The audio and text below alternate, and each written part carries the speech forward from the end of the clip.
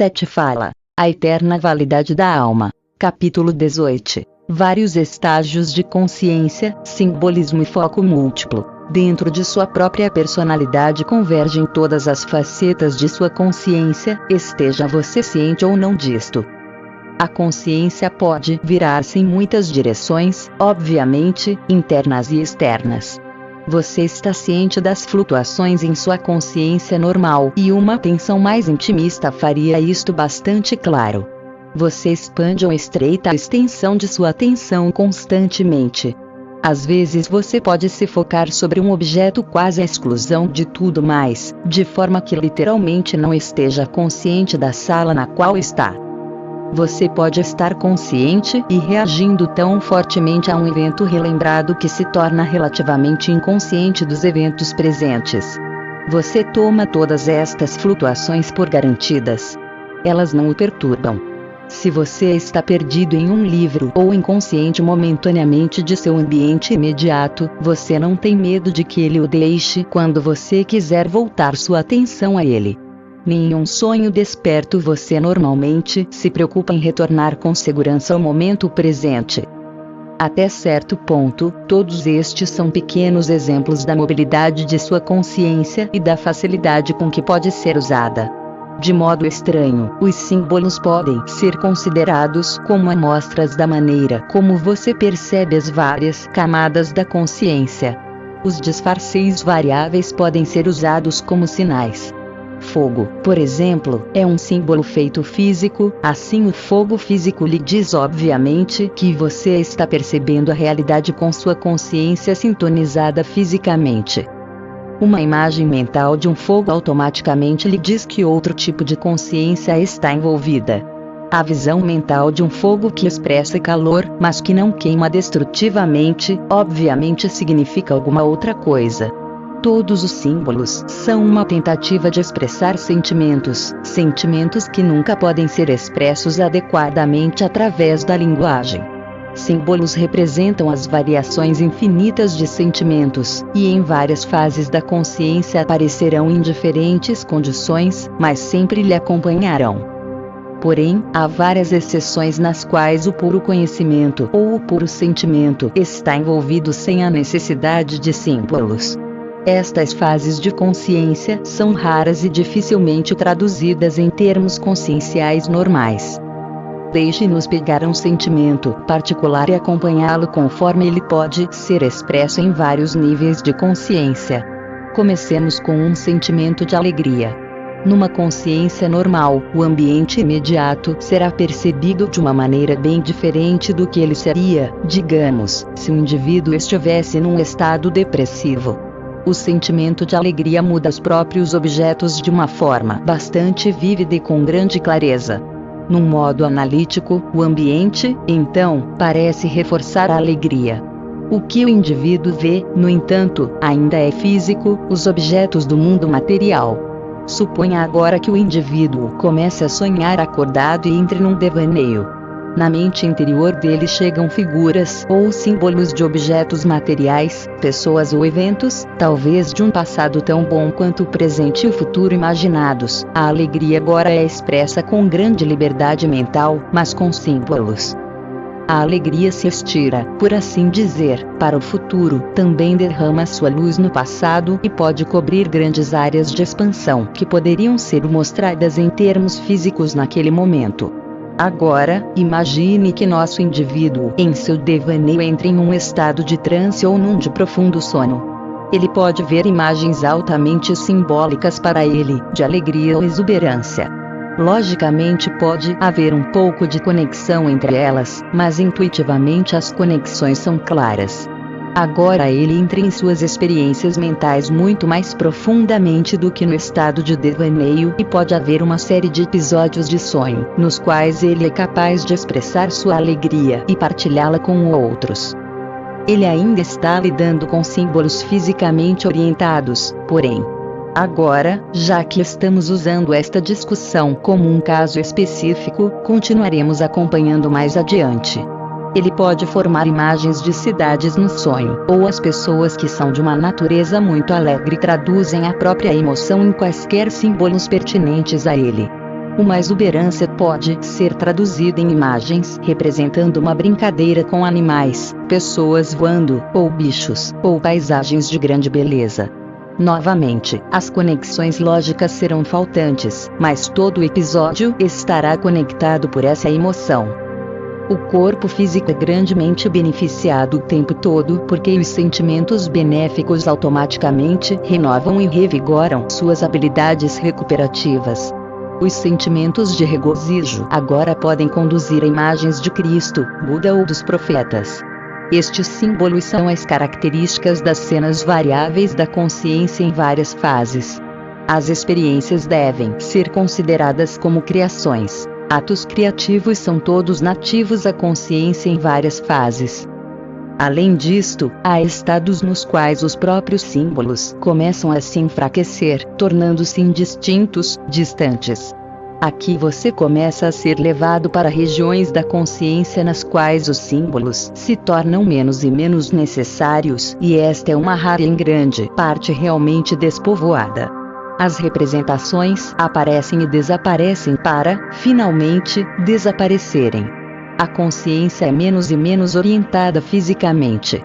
Neste estágio de consciência, a alma se encontra sozinha com seus próprios sentimentos, desnuda de simbolismo e representações, e começa a perceber a gigantesca realidade de seu próprio conhecimento. Ela sente a experiência direta. Se usarmos a alegria como nosso exemplo, todos os símbolos mentais, imagens dela finalmente desapareceriam. Elas emergiriam disto e se distanciariam disto, não sendo a experiência original, mas subprodutos. A alma, então, começaria a explorar a realidade desta alegria em termos que praticamente não podem ser explicados e, ao agir assim, aprenderia métodos de percepção, expressão e atualização que teriam sido totalmente incompreensíveis a ela antes. Objetos físicos são os mais óbvios de seus símbolos, e precisamente por isso você não percebe que eles são todos símbolos. Em diferentes níveis, a consciência trabalha com tipos diferentes de símbolos. Símbolos são um método de expressar a realidade interna.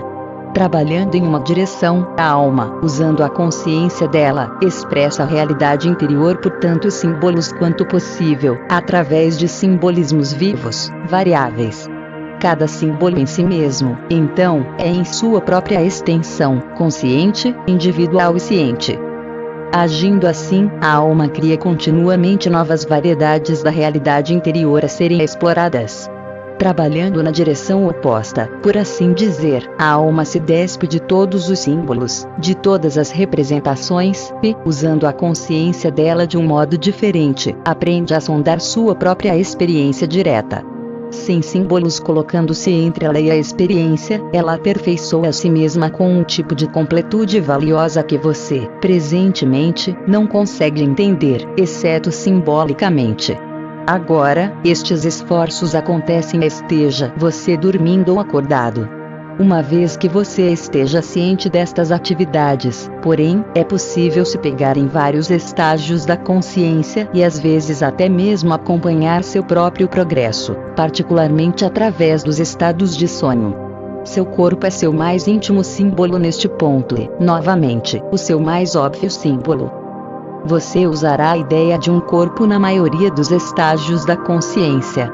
Quando você deixa seu corpo físico em qualquer tipo de experiência extracorpórea, você na verdade o troca por um outro que é apenas ligeiramente menos físico. Este, por sua vez, é descartado depois por um ainda menos físico, mas a ideia da forma é um símbolo tão importante que você a carrega através de todas as literaturas religiosas e histórias futuras. Em certo ponto ele desaparecerá com os outros símbolos. Agora, houve um tempo, falando em seus termos, antes da fabricação de símbolos, um tempo tão divorciado de sua ideia de realidade, que qualquer memória disto retorna apenas nas áreas mais protegidas do sono. A você parece que, sem os símbolos, não haveria o ser, mas isto é uma dedução suficientemente natural, já que você é assim tão simbolicamente orientado. Todas essas fases da consciência que ocorrem após a morte ainda lidam com símbolos, embora haja uma maior liberdade no uso deles e uma compreensão maior de seus significados. Mas em altos estágios da consciência, os símbolos não são mais necessários e a criatividade ganha lugar completo sem o uso deles. Obviamente você não se torna ciente daquele estágio da consciência agora, mas você pode manter o rastro da maneira como os símbolos aparecem a você em ambos os estados, o da vida desperta e o do estado de sonho, e aprender a conectá-los com os sentimentos que eles representam. Você aprenderá que certos símbolos aparecerão pessoalmente a você em vários estágios da consciência e que eles podem servir como pontos de reconhecimento de suas próprias explorações. Quando Hugut está para deixar seu corpo do estado de sonho, por exemplo, ele constantemente se pega em uma estranha casa ou apartamento que oferece oportunidades para a exploração.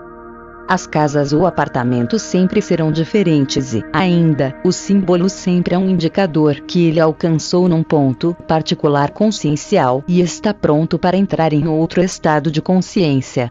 Cada um de vocês certamente terá símbolos que servem a um mesmo tipo de propósito, altamente individuais para vocês.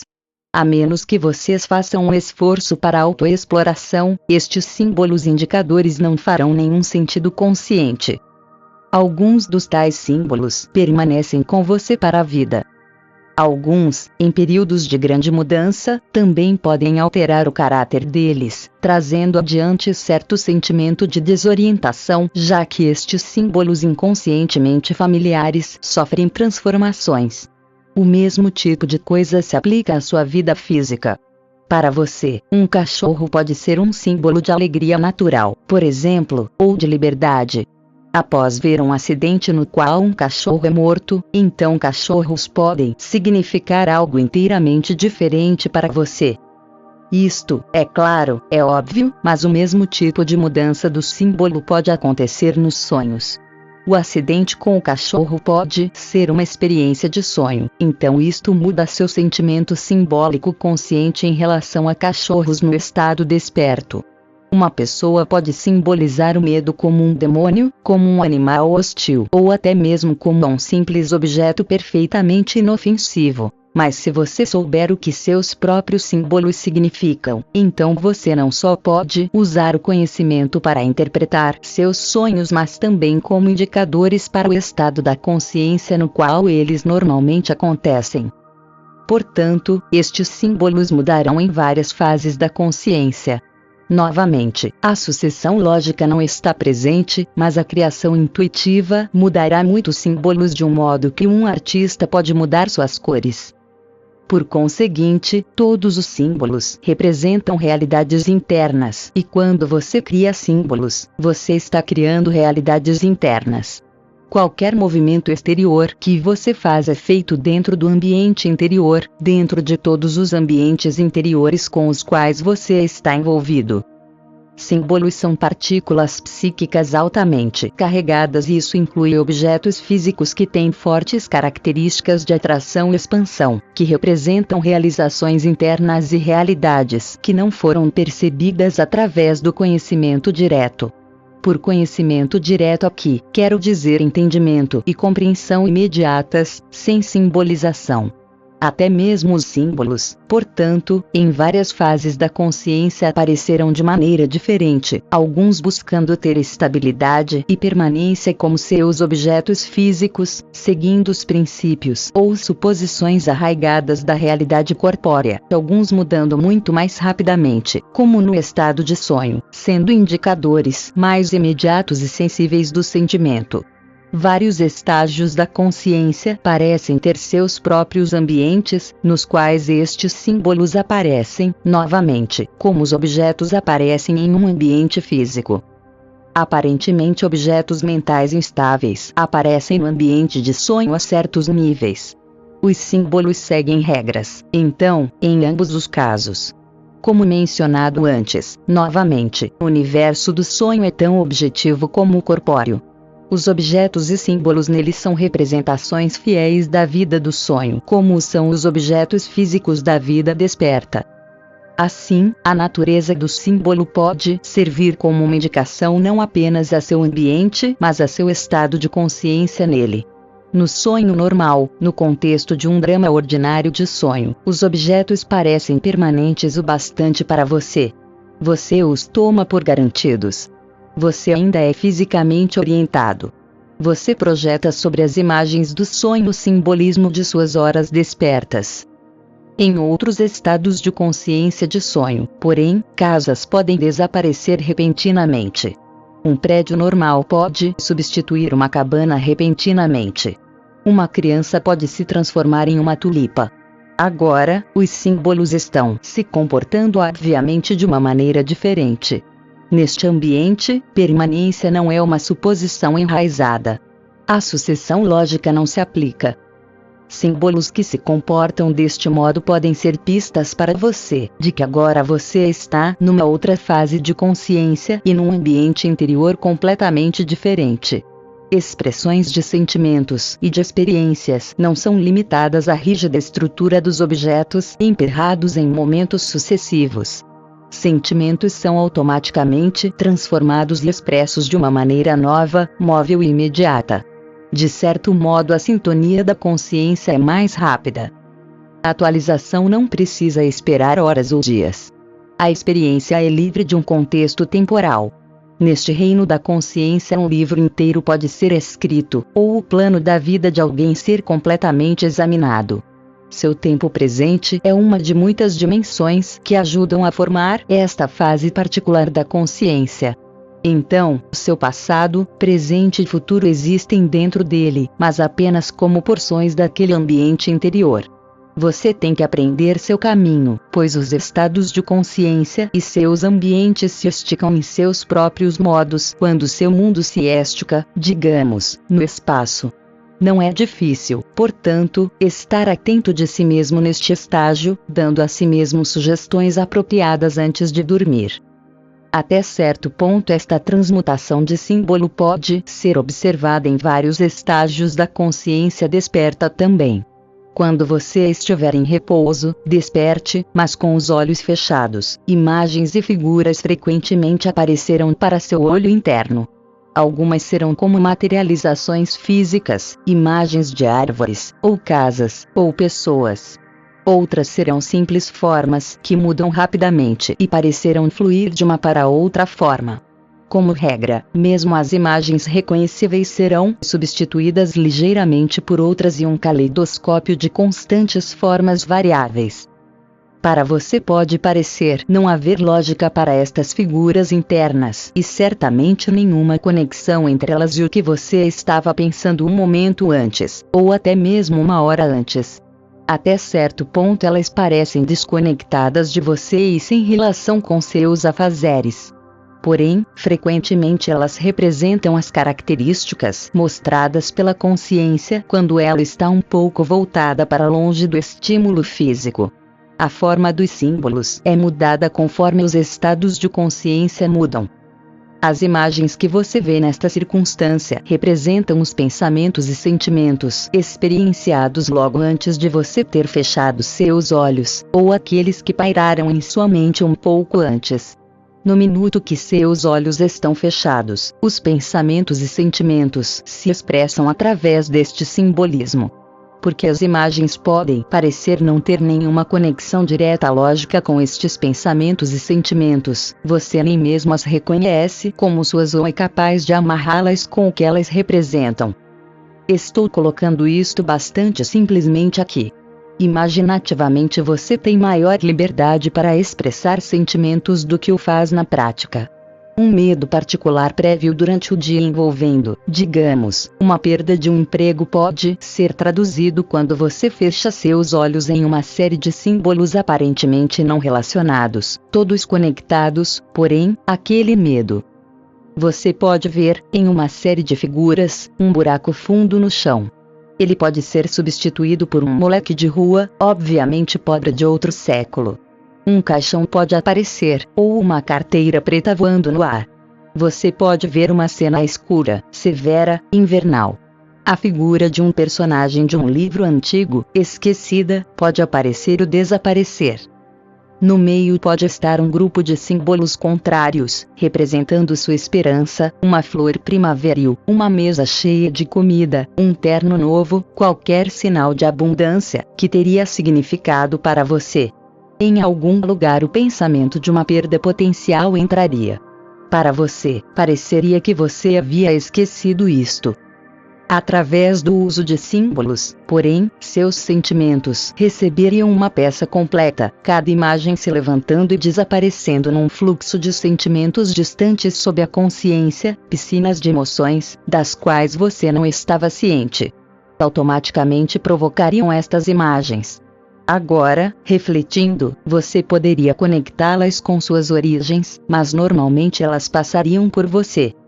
Se você se deixasse estar ainda mais com os olhos fechados, o simbolismo continuaria a mudar os caracteres, talvez perdendo algumas de suas características visuais e crescendo mais intensamente em outras direções. Você poderia pensar que sente um odor particular, por exemplo, desagradável para você. De acordo com a situação determinada, você pode, ao contrário, traduzir o medo em sensação física amedrontadora e, de repente, sentir que está caindo ou que algo desagradável tocou você. Quaisquer destas características variáveis de símbolos deveriam alertar você para o estado alterado de sua consciência. Se você se deixar levar pelo curso do sono aqui, você provavelmente fabricaria 2 ou 3 sonhos simbolizadores do medo, sonhos nos quais você considera e tenta soluções possíveis no contexto do sonho. A situação corrente poderia nunca aparecer como tal em quaisquer dos sonhos, é claro. Ainda, para o inconsciente o problema foi estabelecido e determinado.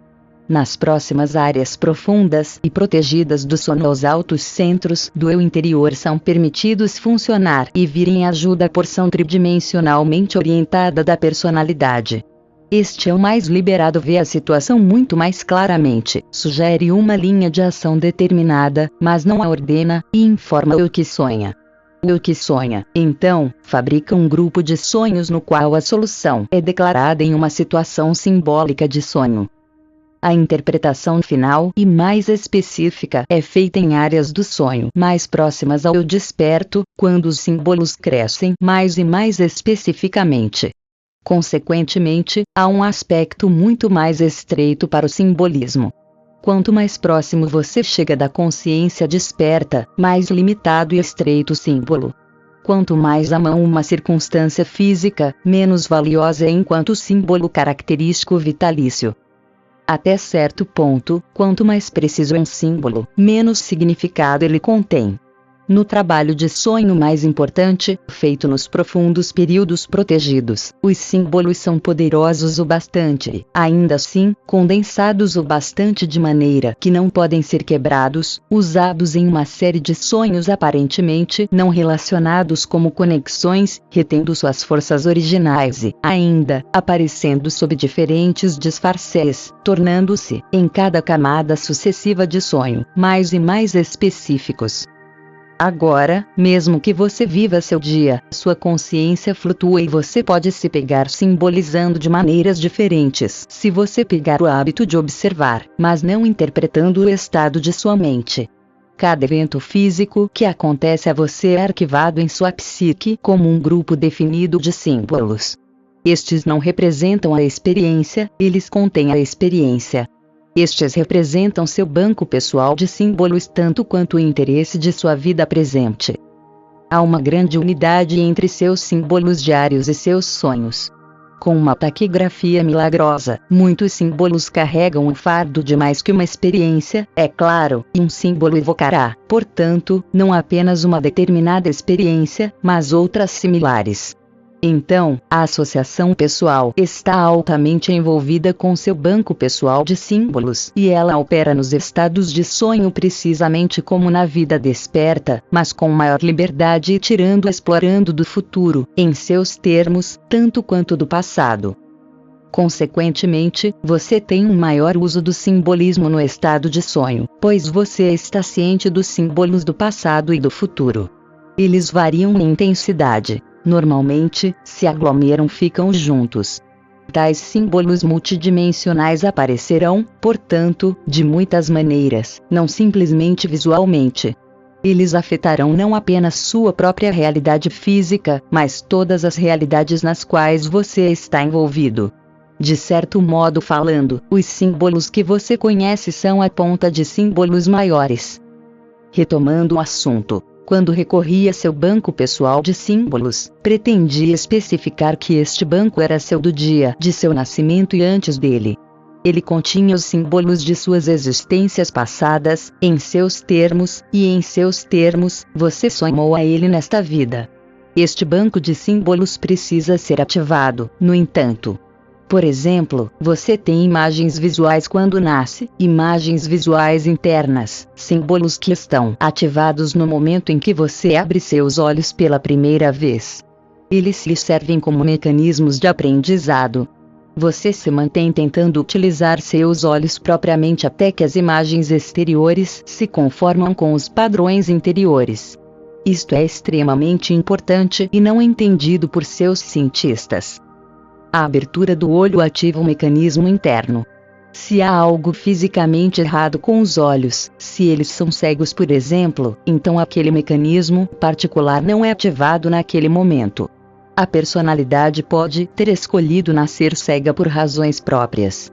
Se essas razões mudarem, ou se os desenvolvimentos psíquicos interiores ocorrerem, então os olhos físicos serão curados e o mecanismo interior ativado. Há variedades infinitas de comportamento ao longo destas linhas. Porém, os bancos internos de símbolos operam como uma conta bancária oculta, a menos que você tire vantagem deles.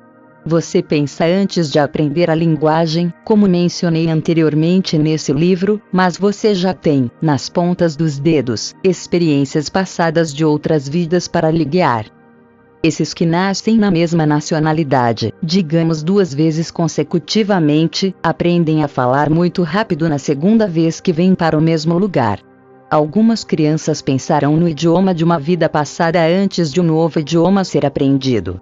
Tudo isto tem a ver com o uso de símbolos. O som em si mesmo é um símbolo. Você entende isso a partir de um ponto de silêncio, o som começa e vai crescendo. O que você não entende é que a partir deste determinado ponto de silêncio, que é seu ponto de não percepção, os sons também começam a crescer profundamente no silêncio, contudo ainda têm significado e tantas variedades como os sons que você conhece, e estas também são símbolos. O pensamento não falado tem um som que você não ouve, mas que é muito audível a outro nível de realidade e percepção. As árvores, quando estão de pé, são um som que, novamente, você não percebe. Em seus sonhos e particularmente além dos que você se lembra, há áreas de consciência nas quais estes sons são automaticamente percebidos e traduzidos em imagens visuais.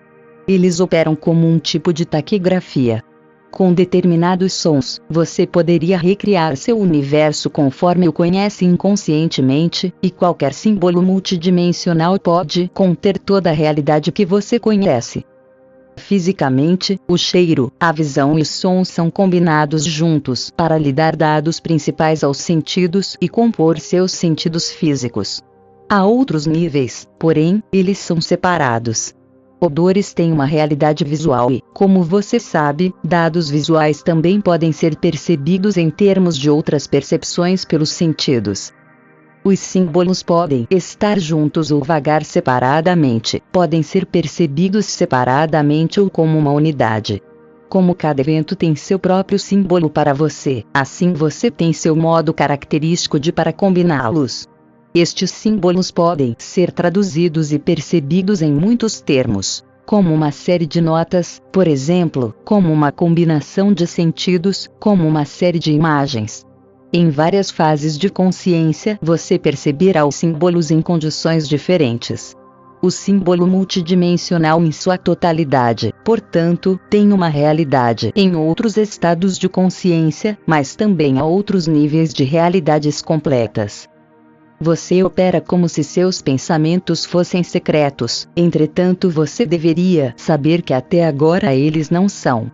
Não apenas seus pensamentos são aparentes através das comunicações telepáticas, por exemplo, mas sem sua consciência desperta, eles também informam o que você pode chamar de pseudo-imagens sob a gama de temas físicos, quando você normalmente a percebe em alguns casos, ou sobre esta mesma gama. Portanto, isto é como se seus pensamentos aparecessem em outras realidades como objetos, vivos e vitais em si mesmos, crescendo em outros sistemas, como flores ou árvores, crescendo aparentemente do nada para outra realidade física. Estas podem, então, ser usadas como a matéria-prima, por assim dizer, em certos outros sistemas. Eles são os dados naturais determinados, a matéria-prima da criatividade nas realidades que você ajuda a semear, mas não percebe. Falando desta maneira, seus pensamentos então seguem leis.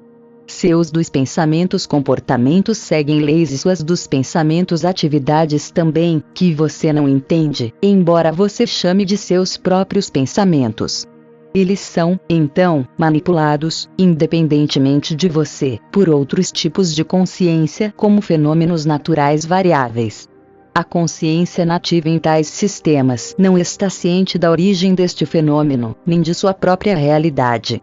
Eles tomam a evidência que é aparente ao sistema deles como realidade, como a maioria de vocês faz. Não ocorreria a eles que esse fenômeno foi originado fora do próprio sistema deles. Se eu fosse fazer a mesma declaração, por exemplo, a qualquer um de meus leitores, eu seria acusado de dizer que a realidade física foi composta dos descartes do universo. Não estou dizendo isto, nem insinuando isto no caso há pouco mencionado. Em seu sistema, você tem prioridade na formação da realidade física. Seus dados naturais determinados são o resultado dos pensamentos individuais, de massa e coletivos, dos sentimentos e emoções materializados. Seu sistema neste aspecto é mais criativo do que os sistemas há pouco mencionados. Por outro lado, dentro destes outros sistemas há um forte ou inovador grupo de consciência se desenvolvendo, no qual a identidade é retida, mas um jogo interno maior é permitido entre os indivíduos, um grande intercâmbio criativo de símbolos, um desenho de símbolos mentais e psíquicos de maior facilidade em termos de inter-relações entre os símbolos.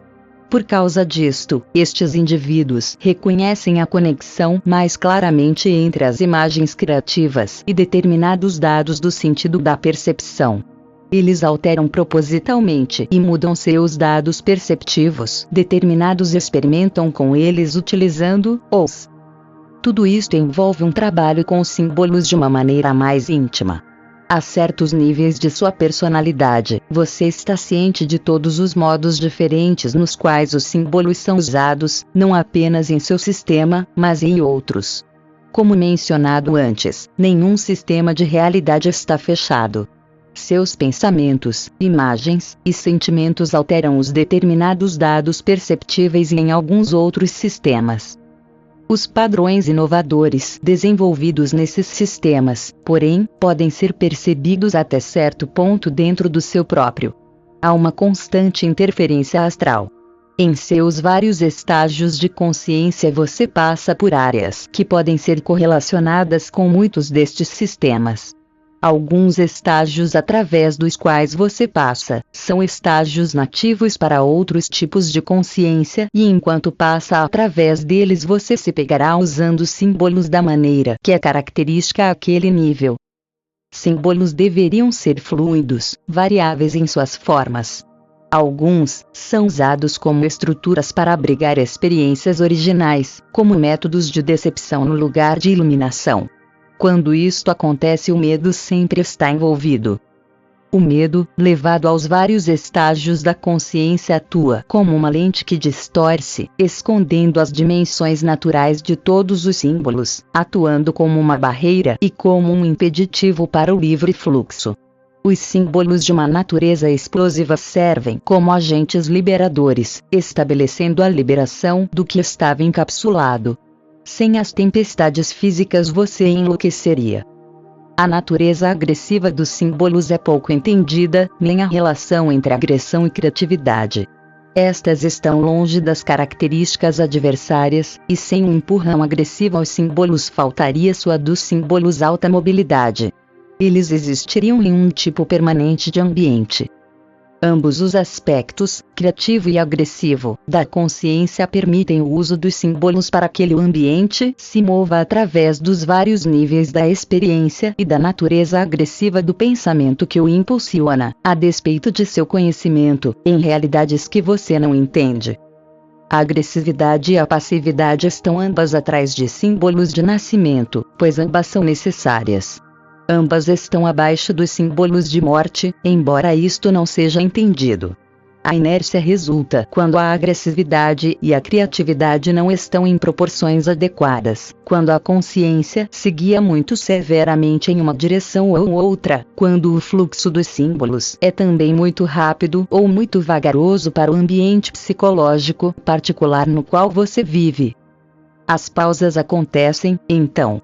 Para pôr isto tão simplesmente quanto possível, há um momento quase inconcebível no qual uma não-realidade acontece, na qual um símbolo é pego entre o movimento e o não-movimento, um tempo de incerteza. Isto, é claro, é traduzido de muitas formas, e refletido. Em tais períodos, certos símbolos podem ser perdidos para todas as intenções e propósitos, resvalando de uma experiência individual, deixando espaços para inércia. Estes espaços existem bastante literalmente em muitos sistemas. Você os encontra em muitos níveis. Você pode se pegar experimentando um estado de consciência, por exemplo, no qual nada parece acontecer, e nenhum mapa psicológica ou símbolos reconhecíveis ganham lugar. Estes não só existem psicologicamente ou psiquicamente, mas como áreas em branco em termos de espaço. Os espaços podem ser preenchidos finalmente com símbolos novos. Se você for bastante perceptivo, às vezes pode se pegar encontrando tais estados de realidade nos quais nada aparece e nenhum sinal de qualquer consciência fora de si mesmo é aparente. Tais manchas em branco podem ser semeadas com novos símbolos e são frequentemente usadas como canais através dos quais novas ideias criativas e invenções são inseridas. Estes espaços são reconhecidos pelos outros, portanto, e vistos como espaços escuros. Eles também representam áreas de não resistência para aqueles viajantes mentais que estão sondando realidades internas. Eles representam áreas organizadas, mas também canais abertos, inativos em si mesmos, mas que passivamente esperam. Agora, alguns símbolos também esperam, em tais maneiras passivas, serem ativados. Eles representam experiência futura, em seus termos, que presentemente repousam ocultas. Estas manchas brancas de inércia, portanto, são criativas a certo ponto, nelas estes outros símbolos podem nadar na visão deles das manchas brancas.